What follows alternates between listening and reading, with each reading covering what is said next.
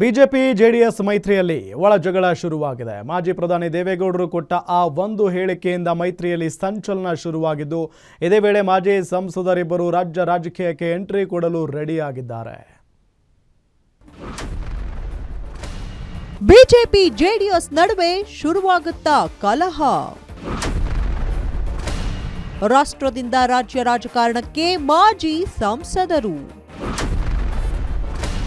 ಮೈತ್ರಿ ಕನ್ಫರ್ಮ್ಗೂ ಮುನ್ನ ಕ್ಷೇತ್ರ ಘೋಷಣೆ. ರಾಜ್ಯದಲ್ಲಿ ಮೈತ್ರಿ ಪಾಲಿಟಿಕ್ಸ್ಗೆ ಟ್ವಿಸ್ಟ್ ಸಿಗುತ್ತಾ ಅನ್ನೋ ಮಾತುಗಳು ಕೇಳಿಬರ್ತಿದೆ. ಕಳೆದ ಕೆಲ ದಿನಗಳ ಹಿಂದೆ ಲೋಕಲ್ ಎಲೆಕ್ಷನ್ ವಿಚಾರದಲ್ಲಿ ಮೈತ್ರಿ ಇಲ್ಲ ಅಂತ ಸ್ವತಃ ದೇವೇಗೌಡ್ರೆ ಹೇಳಿದ್ರು. ಅಂದೇ ವಿಜೇಂದ್ರ ಕೂಡ ನಾವು ಮುಂದಿನ ಎಲೆಕ್ಷನ್ ನಲ್ಲಿ ಸ್ವಂತ ಬಲದ ಮೇಲೆ ಅಧಿಕಾರಕ್ಕೆ ಬರಬೇಕು ಅಂತ ಕಾರ್ಯಕರ್ತರಿಗೆ ಕರೆ ನೀಡಿದ್ರು. ಅಂದು ಜೋರಾಗಿದ್ದ ಮೈತ್ರಿ ಮಾತು ಈಗ ಮತ್ತೆ ಮುನ್ನೆಲೆಗೆ ಬಂದಿದೆ.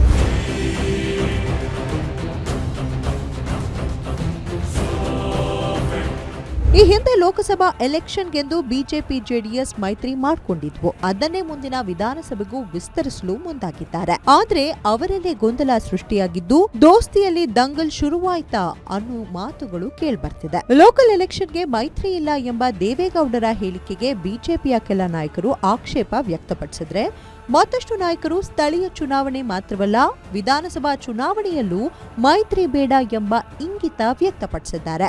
ಇದಲ್ಲದೆ ಪ್ರತ್ಯೇಕವಾಗಿ ಹೋದ್ರೆ ತಮ್ಮ ತಮ್ಮ ಕ್ಷೇತ್ರಗಳನ್ನ ಉಳಿಸಿಕೊಳ್ಳೋ ಕಾತರದಲ್ಲಿದ್ದಾರೆ ಅಂತಿದ್ದಾರೆ ಕೆಲವರು.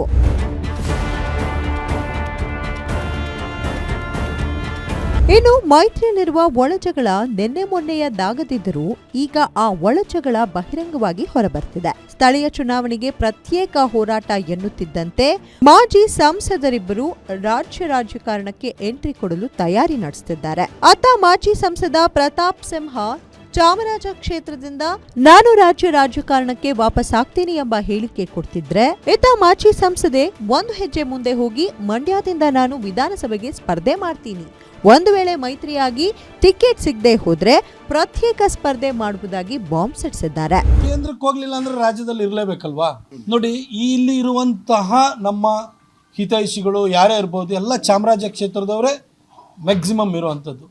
ಹಾಗಾಗಿ ಇಲ್ಲಿ ಈ ಕ್ಷೇತ್ರನೂ ಕೂಡ ಇವತ್ತು ಕಾಂಗ್ರೆಸ್ಸಿನ MLA ಇದ್ದಾರೆ. ಇಲ್ಲಿ ಅವಕಾಶಗಳಿದೆ. ಶಂಕರಲಿಂಗೇಗೌಡರಂತಹ ಒಬ್ಬ ಜನಪರ ವ್ಯಕ್ತಿ, ಸಮಾಜದ ಬಗ್ಗೆ ಕಾಳಜಿ ಇಟ್ಕೊಂಡಿದ್ದಂಥವ್ರು, ಎಲ್ಲರ ಜೊತೆ ಸ್ನೇಹ ವಿಶ್ವಾಸ ಇದ್ದಂತಹ ಶಂಕರಲಿಂಗೇಗೌಡರನ್ನ ಸತತವಾಗಿ 4 ಸರಿ ಗೆಲ್ಲಿಸಿದಂಥ ಕ್ಷೇತ್ರ.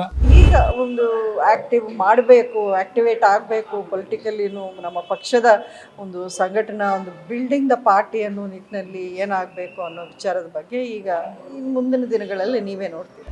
ಒಟ್ಟಿನಲ್ಲಿ ಮೈತ್ರಿ ಕನ್ಫರ್ಮ್ಗೂ ಮುನ್ನವೇ ಬಿಜೆಪಿ ನಾಯಕರು ಕ್ಷೇತ್ರ ಘೋಷಣೆ ಮಾಡಿದ್ದು, ಮುಂದಿನ ದಿನಗಳಲ್ಲಿ ಮೈತ್ರಿಯಲ್ಲಿ ಬಿಗ್ ಫೈಟ್ಗೆ ಕಾರಣವಾಗುತ್ತಾ ಎಂಬ ಕುತೂಹಲ ಹೆಚ್ಚಾಗಿದೆ.